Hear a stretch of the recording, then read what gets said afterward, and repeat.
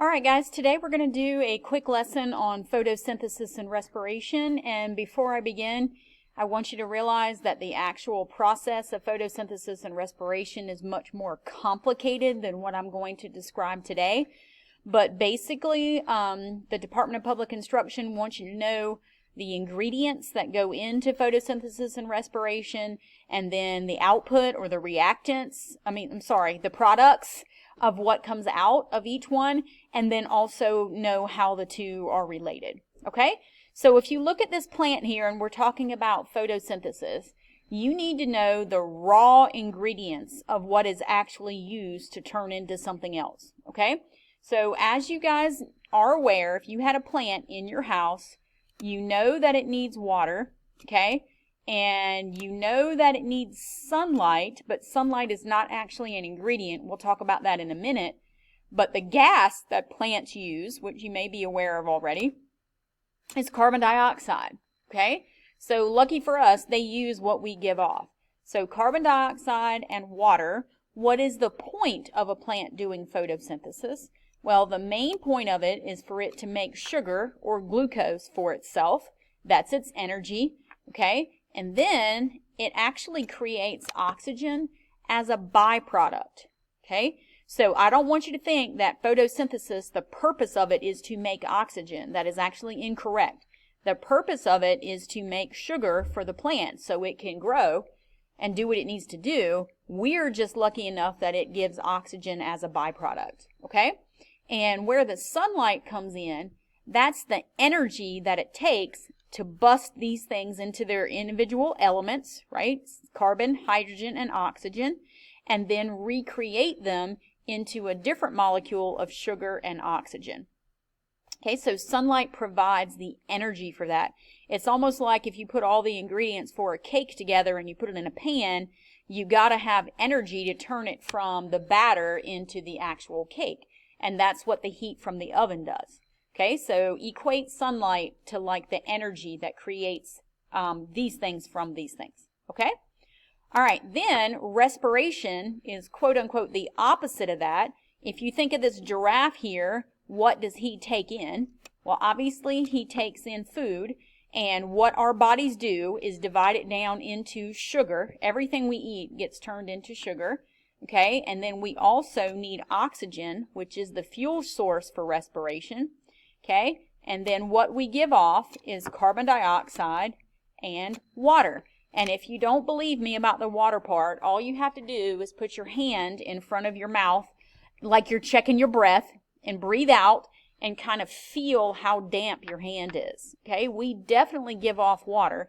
And not only just when we breathe, but also when we pee, right? When you sweat. So we definitely have water as a byproduct.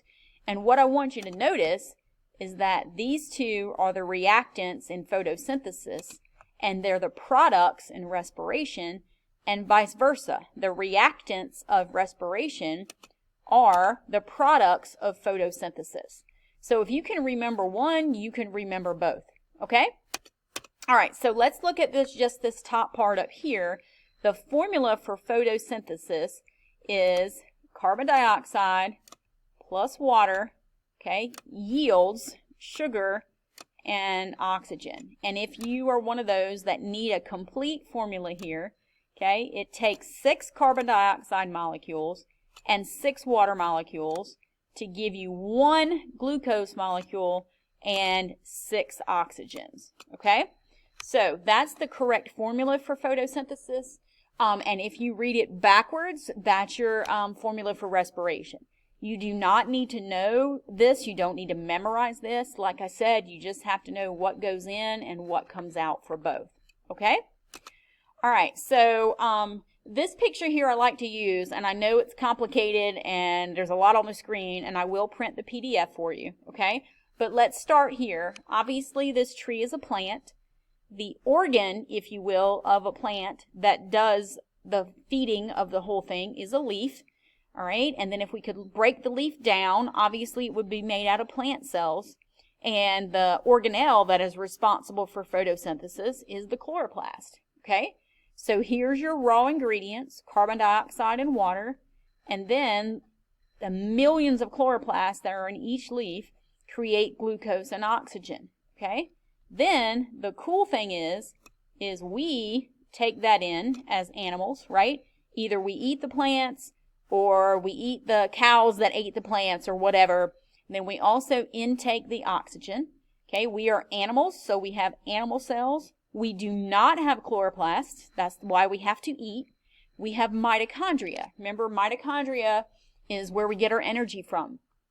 So it takes the glucose as the fuel source, and then we need the oxygen to burn that fuel, okay?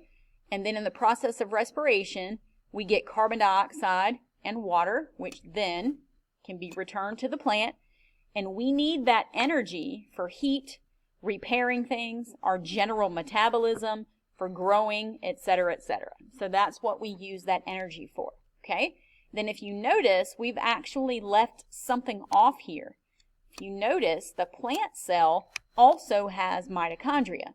So this is why I always say that plants are one up on animals, because not only can they make their own food, they can burn it as well, okay? Whereas we can only burn it and we have to eat. So plants can actually do photosynthesis and respiration. So it's a common mistake that kids think plants do photosynthesis and animals do respiration. Plants can actually do both. And that's why I always say they have one up on animals, okay? All right, so guys, if you see some question like this on a test, it'll say, here's you an aquatic plant that's growing in the water, like an aquarium plant or whatever. It will ask you what this gas is collecting in the tube. Well, if you remember, plants give off oxygen. So the correct answer would be oxygen, all right? And where are they getting the carbon dioxide that they need? They're removing it from the water, okay? And think about if this were truly an aquarium plant and we had some fish in there, they'd give them plenty of carbon dioxide, okay? And then the plants, in turn, give them oxygen. All right, so guys, here's a summary of the two. And like I said, I will print this to a PDF for you. For photosynthesis to occur, you need light. For respiration to occur, you need oxygen. And we'll talk more about that in a minute. Here are your reactants. Here are your products. And notice these two are exact opposites here. Okay, chloroplasts do photosynthesis. Mitochondria do respiration. This part you do not have to know. All autotrophs can do photosynthesis, but all organisms can do respiration, okay? Kids want to put heterotrophs here, but remember, plants do both, okay? All right, now, I do want to talk about special situations of respiration that can occur without oxygen. So every normal day respiration that we do is aerobic. Aerobic means oxygen, air, okay? So when you have plenty of oxygen, this happens in the mitochondria. It gives you 36 energy molecules. So for every 1 molecule of sugar, you get 36 energy molecules. That's a good return. If only we could make our money do that, right? Now, it's not to say that your body and plants' bodies cannot work without oxygen. Guys, only temporarily. I don't mean you're suffocating someone or some animal or whatever. But I just mean if oxygen is scarce. So for example, if I had to go outside and run on the track for 10 minutes, I would die, right? Because I wouldn't be getting very much oxygen. This one only gives you 2 energy molecules. Now, that is enough to make you survive for a while, but obviously you can't sustain it. So if you see a question on the test that says, how does aerobic and anaerobic respiration compare? I just need you to remember that you get way, way, way more energy with oxygen than you do without, okay? And there are 2 types of fermentation. Plants actually do alcoholic fermentation, and then animals do lactic acid fermentation. And we'll talk about that more on this screen, okay? So the conditions for fermentation to take place, there has to be little to no oxygen. We still have sugar that we need to digest. The difference is we don't have the oxygen to burn that fuel. So it never enters the mitochondria, okay? And then in animals, we make lactic acid. And you guys know what this is because if you have ever had muscle cramps or muscle soreness from a day after of working out, you know what lactic acid is. And the best way to remove that from your body is to work out again, as painful as that might be. But that squeezes that lactic acid out of those muscle cells, okay? Plants, on the other hand, don't have muscles. They don't create lactic acid. They make alcohol. And yes, I am referring to drinking alcohol, like tequila and vodka and different things like that. Different plants create different types of alcohol. For example, they get vodka from potatoes. They get, a lot of whiskeys come from corn and different things like that. Okay? So remember, you get very little energy when you do this kind of thing.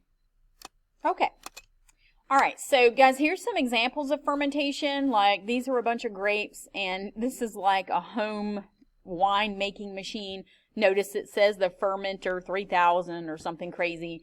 So these grapes have a lot of sugar in them, right? But we've cut off their oxygen supply, so they have no option but to ferment, and this is how we make wines, okay? Yeast can also ferment. You see all these carbon dioxide bubbles here? And then this is creating alcohol on this side. All right? So guys, as a summary here, the mitochondria is the site of respiration. Remember all the folds and maze-looking things inside of there. That slows down the time it takes for a sugar molecule to get through there. It increases the surface area, okay? And then the chloroplast, which I thought I had a picture of a chloroplast. Sorry. Anyway, remember those have those stacks of pancakes in there, and those are the light-absorbing molecules. All right?